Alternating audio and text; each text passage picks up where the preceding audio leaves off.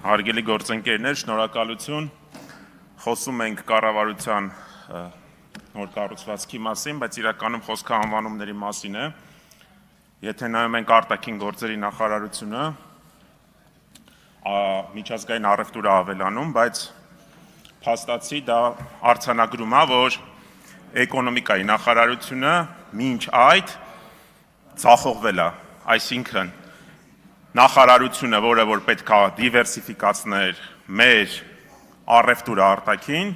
այս տարիների ընթացքում չի դիվերսիֆիկացրել, ինչի պատճառով անհրաժեշտություն է փաստացի, ինչպես հասկանում ենք, առաջացել, ստեղծել համապատասխան փոփոխություն կատարել, համապատասխան ստորաբաժանումը, բայց հետաքրքիր բան ասես Տիկին Գալյանը, որ պարզվում է որևիցե կառուցվածքային փոփոխություն նախարարությունում չի լինելու, այսինքն կուրատոր նախարարի մասով նոր, որպես այդպիսին հայտնի չէ։ Հարգելի ընկերներ, մենք գտնում ենք, որ պետք է լինի համապատասխան փոխնախարար, ով ամեն շաբաթ կգնա դեսպանատներ, դեսպանների, առևտրային կցորդների, հյուպատոսների հետ միասին կքննարկի, բիզնես ֆորումների մակարդակով հանդիպումներ կունենա։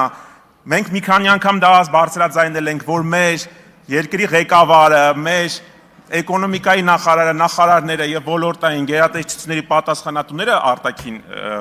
գծով պետք է որս բերող լինեն։ Պետք է որս բերող լինեն եւ ես շատ կուզենայի, որ մի ձևաչափ լիներ եւ որ տարեկան կտրվածքով մի անգամ համապատասխան դեսպանը, օրինակի համար ԱՄՆ-ում դեսպանը, Ֆրանսիայում դեսպանը կգար Հայաստանի Հանրապետության ազգային ժողով եւ падգամավորներին կներկայացներ, թե ինչ ապրանքաշրջանառություն է նա ապահովել, քանի ընկերության հետ է նա հանդիպել, ինչ է արել, թե չէ այս ժամանակահատվածում խոսքը միայն անվանումների մասին է։ Փորձեմ նաև 20 վայրկյան եթե բարեկեցության մասին խոսել,